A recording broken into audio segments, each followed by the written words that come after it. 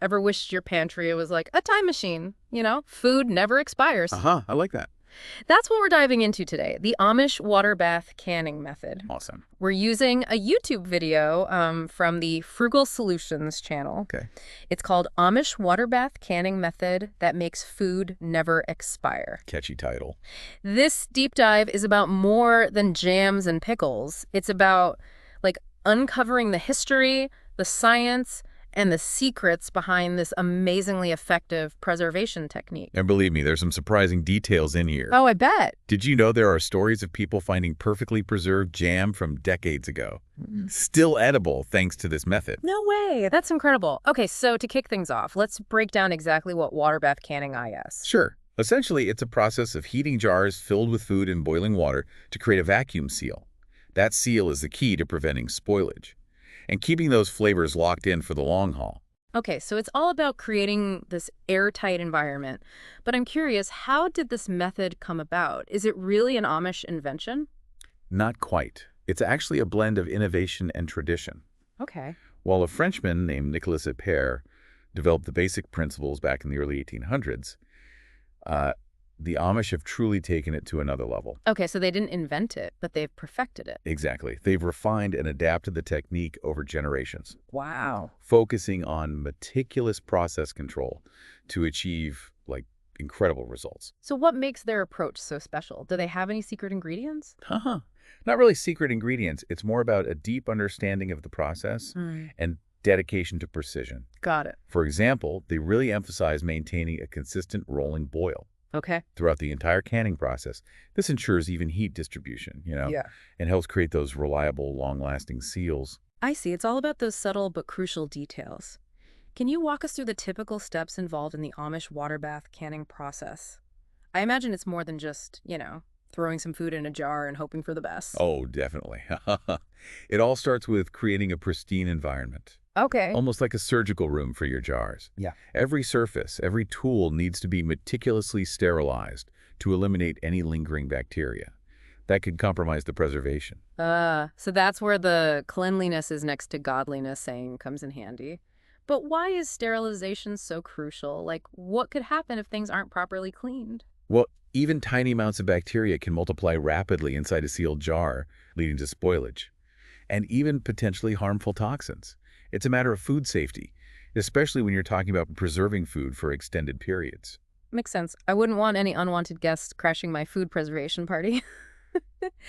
So once we've got our spotless jars, what's next? Next comes the filling process. And here's a detail that often gets overlooked: headspace. Yeah, leaving a small gap between the food and the lid is crucial for a secure seal.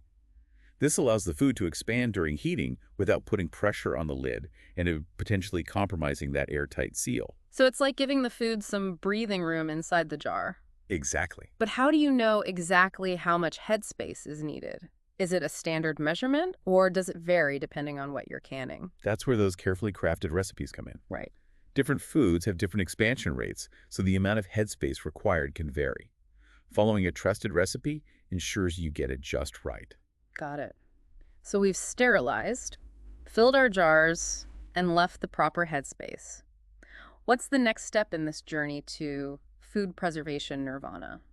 Now it's time for the grand finale, the boiling water bath. This is where those jars get submerged in a large pot of boiling water, creating the heat and pressure needed to achieve that long-lasting seal. Ah. And remember that Amish emphasis on a steady rolling boil, that's what ensures even heat distribution and consistent results. It all sounds so simple, yet there's clearly a lot of science behind it.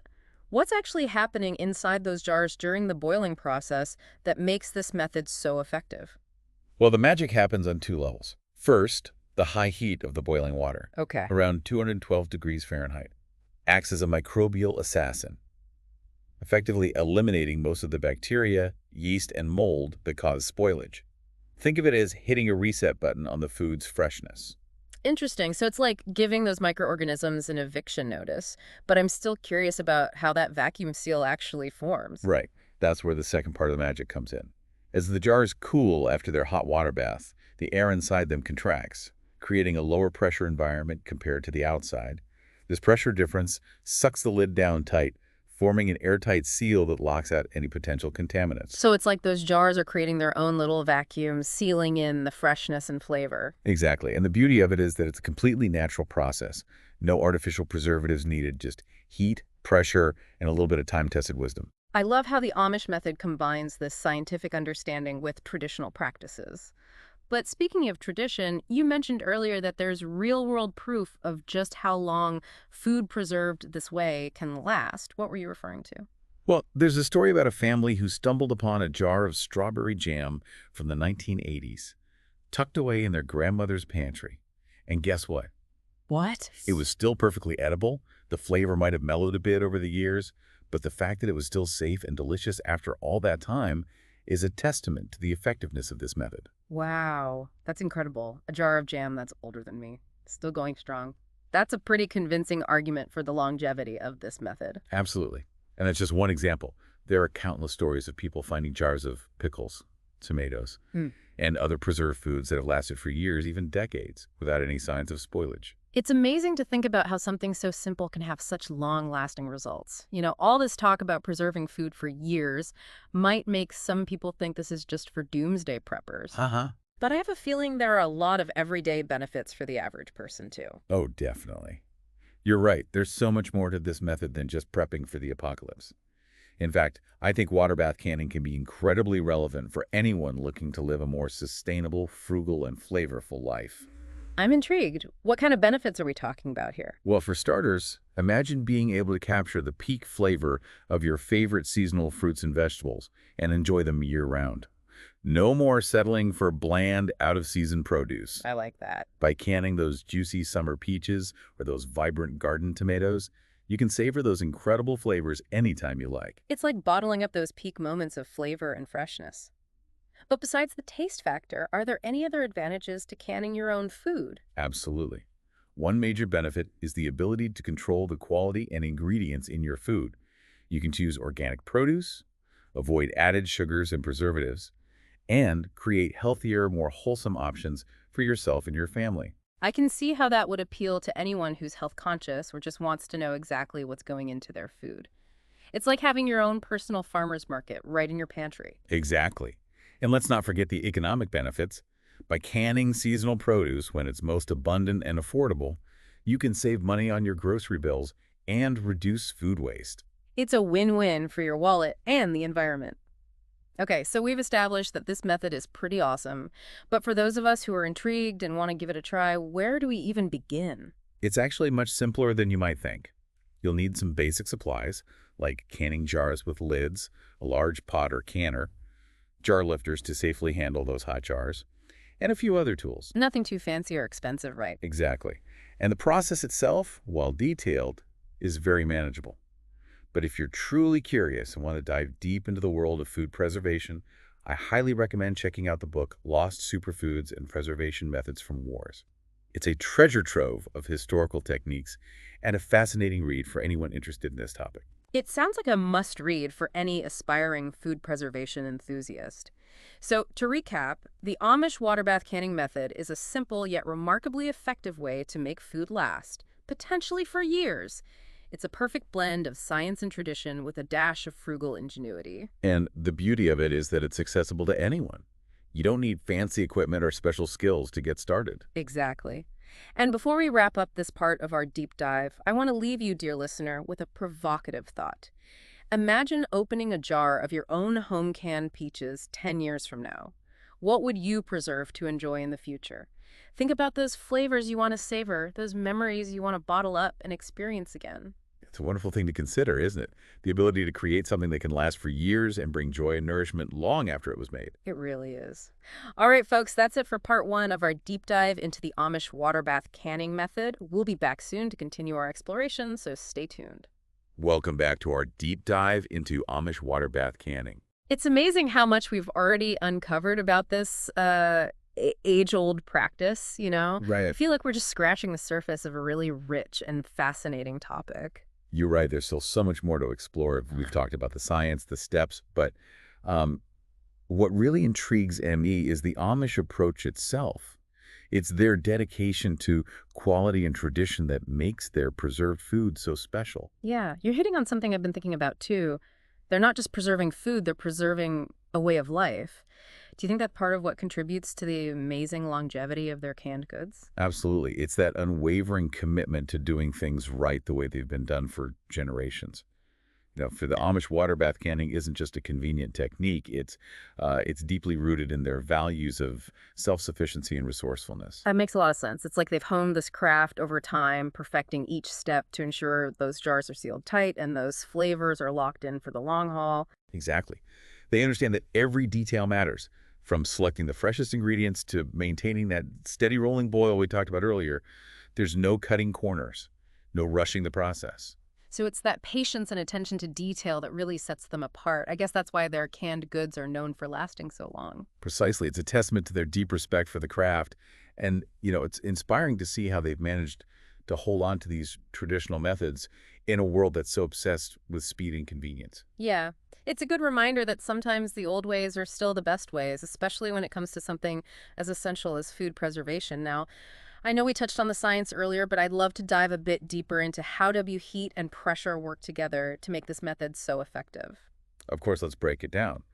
It all starts with the boiling water bath. That high temperature, around 212 degrees Fahrenheit, is lethal to most microorganisms that can cause food to spoil: bacteria, yeast molds. They simply can't survive that intense heat. So it's like a microbial cleansing process, purging those jars of anything that could cause problems down the line. Exactly. And once those microorganisms are eliminated, the cooling process triggers the creation of that all-important vacuum seal.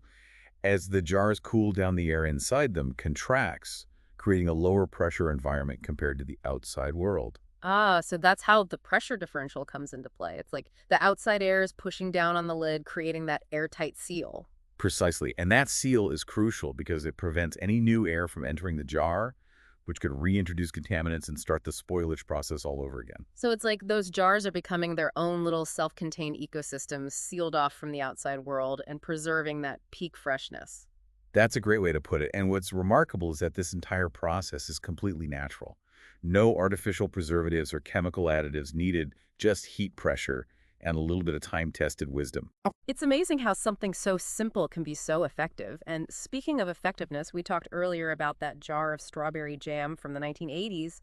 Are there any other examples of just how long food preserved this way can last? Oh, absolutely. There are countless stories out there. People finding jars of pickles that are still crisp and tangy after 15 years, or tomatoes that taste like they were just picked, even after a decade or more in storage. It's mind-boggling to Yeah. think about it. Really makes you appreciate the power of this method and the skill of the people who have perfected it over generations. It does, and it underscores the point that when done correctly, water bath canning can truly extend the shelf life of food for years, preserving not just the nutrients, but also those vibrant flavors of the season. Speaking of flavors, I think it's time we shifted gears a bit and talk about the benefits of water bath canning beyond just longevity. Why would someone choose to preserve their own food even if they're not concerned about it lasting for decades? That's a great question, and there are so many reasons why people are drawn to this method. For starters, it allows you to capture the peak flavor of your favorite seasonal produce. Those juicy summer peaches, those vibrant garden tomatoes.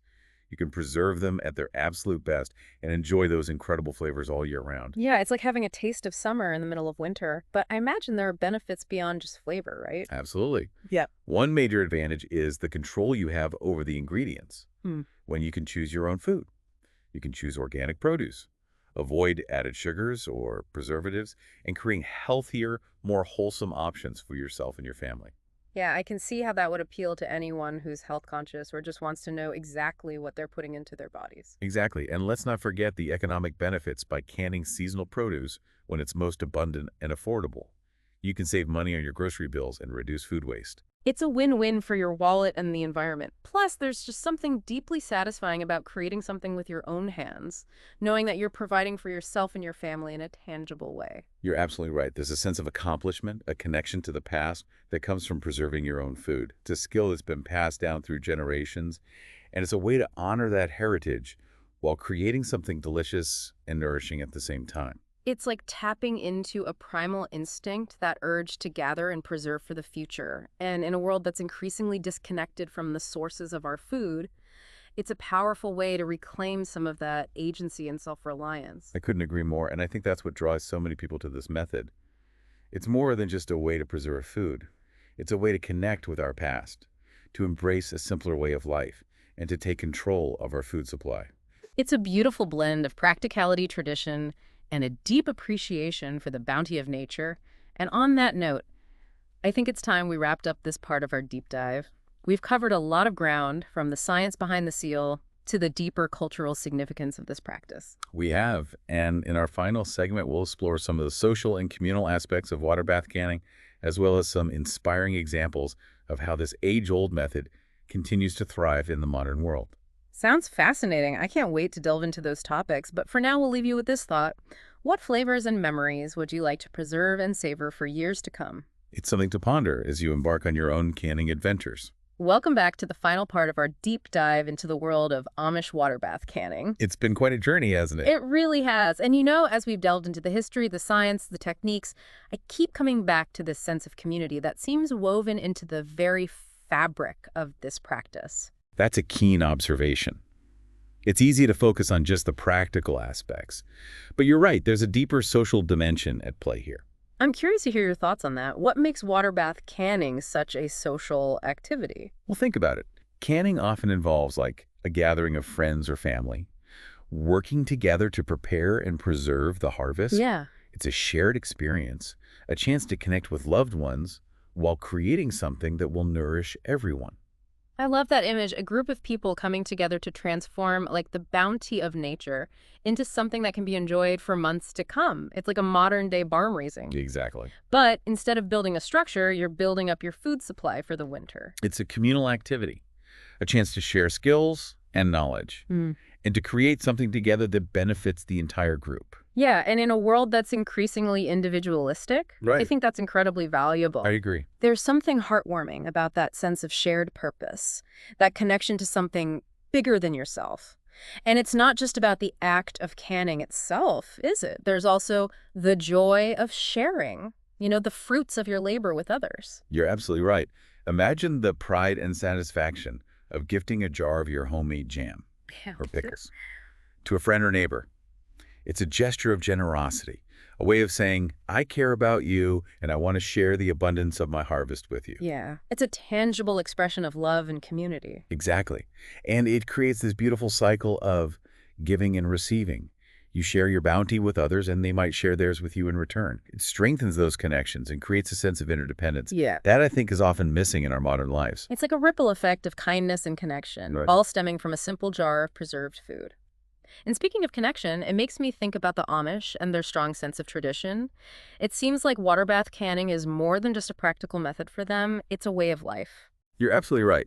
For the Amish, water bath canning is deeply intertwined with their values of self-sufficiency, resourcefulness, and community. It's a tangible expression of their commitment to living a simple, sustainable life in harmony with nature and with each other. It's a powerful reminder that sometimes the old ways are still the best ways, especially when those ways connect us to our roots, to our communities, and to the natural world around us. Beautifully said. And as we wrap up our deep dive into the world of Amish water bath canning, I think it's important to acknowledge that we've uncovered far more than just a food preservation technique. We've explored a rich tapestry of history, science, tradition, and community. It's been fascinating to see how all those threads intertwine and how something as seemingly simple as canning can hold so much meaning and significance. It really has. And I hope that for our listeners, this deep dive has sparked not just an interest in water bath canning itself, but also a deeper appreciation for the power of traditional knowledge, the importance of community, and the enduring connection between food and culture. Those are certainly valuable takeaways. So, dear listener, as you embark on your own canning adventures, remember that you're not just preserving food, you're preserving a legacy of resourcefulness, generosity, and connection. And who knows, maybe someday, years from now, someone will stumble upon a jar of your homemade preserves and marvel at the enduring power of this simple yet extraordinary method. Until then, happy canning. And happy preserving.